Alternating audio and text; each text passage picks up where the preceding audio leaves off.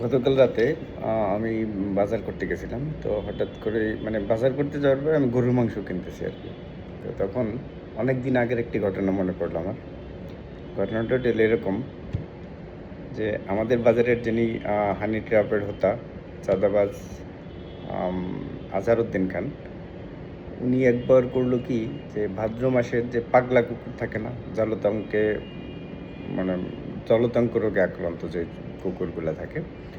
তো এরকম একটা কুকুর মানে পাগলা কুকুর এক কথায় আমাদের আঞ্চলিক ভাষায় পাগলা কুকুরে একটা গরুরে কামড় দিছে। তো নরমালি হয় কি যে পাগলা কুকুরে গরুরে কামড় দিলে ভ্যাকসিন দেয়। আদারওয়াইজ ও পাগল হয়ে যায় অথবা কিছুদিন পরে মারা যায়। এরকম আরকি ভ্যাকসিন দিলে হয়তো কিছু গরু বেঁচেও যায়। তো এরকম একটা গরুরে জবাই করে বাজারে বিক্রি করে দিছে মাংস। এবং এর হোতা ছিল উনি ওই আজহারউদ্দিন খান। এটা হচ্ছে মানে যেই কসাই এই কাজটা করছে সেটাও আজহারউদ্দিন খানই ওনারে দিয়ে করাইছে আরকি। তো ১ দিন, ২ দিন, ৩ দিন, ৪ দিন পরে মানে যেই এলাকার গরুটা কামড় দিছে এবং যে কুকুরে কামড়াইছে এবং সেই এলাকার লোকজন তো সবাই জানাজানি হয়ে যায়। গ্রামে যেটা হয় আরকি। জানাজানি হয়ে গেছে যে আসলে এই গরুটা কোথায়? পরে আস্তে, আস্তে খোঁজ নিয়ে জানা গেছে যে এই গরুটা জবাই করে কসাইরে দিয়ে দেওয়া হয়েছে, জবাই করে এটা বিক্রি করে দিতেছে। এলাকার মানুষজন এটা কিনে মাংস খেয়ে ফেলছে। যখন এটা জানা হয়েছে যে আসলে কে করাইছে বা কেন করাইছে, যখন মানে এভাবে করতে, করতে এলাকার লোকজন খুঁজে বের করছে যে এটা কে করাইছে? আজহারউদ্দিন খান করাইছে।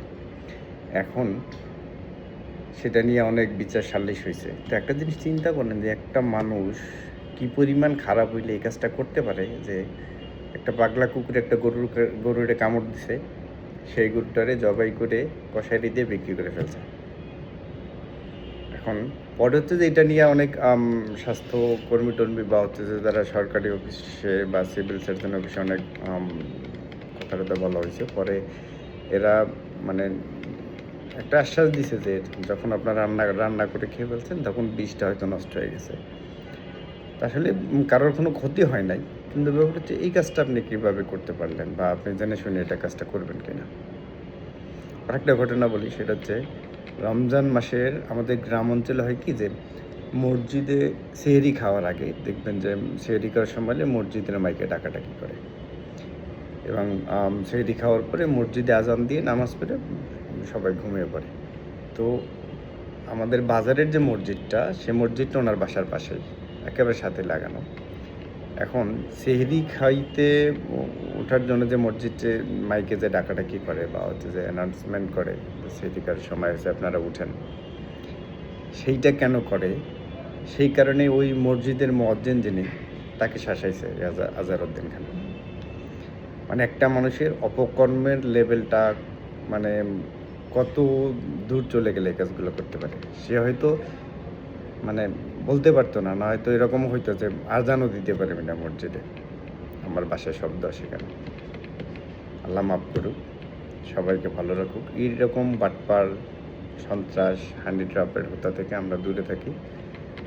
সবাই সোচ্চার থাকি এবং হচ্ছে এদের বিরুদ্ধে আমরা লড়াই করি। আমরা সবাই একত্রে এদের সাথে মানে যুদ্ধ করি যাতে এরকম অপকর্মকারীরা আমাদের সমাজে বিস্তার ঘটাতে না পারে। ধন্যবাদ সবাইকে।